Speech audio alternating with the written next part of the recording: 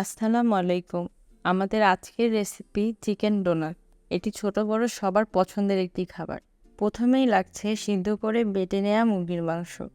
এরপর একটি সিদ্ধ করা আলু, আধা চামচ রসুন বাটা, আধা চামচ আদা বাটা, আধা চামচ ধনিয়া গুঁড়া, 1 টেবিল চামচ কর্নফ্লাওয়ার, সামান্য সয়া সস, 1 টেবিল চামচ ঘি এবং পরিমাণ মতো লবণ দিয়ে সবগুলো উপকরণ ভালোভাবে মেখে নিতে হবে।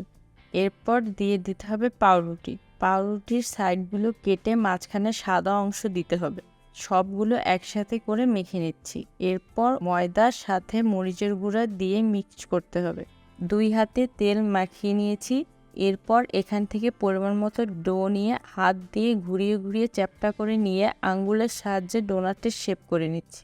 একটি চিপস নিয়ে ভেঙে গুঁড়ো করে নিচ্ছি। একটি ডিম ফেটে নিচ্ছি। ডোনাটটি ময়দার মিশ্রণে কোট করে ডিমের মধ্যে চুবিয়ে চিপসের গুঁড়োর মধ্যে দিয়ে দিতে হবে। এরপর ফ্রিজে 30 মিনিটের জন্য রেখে দিতে হবে। ফ্রিজ থেকে বের করে ভেজে নিলেই রেডি মুচমুচে সুস্বাদু চিকেন ডোনাট।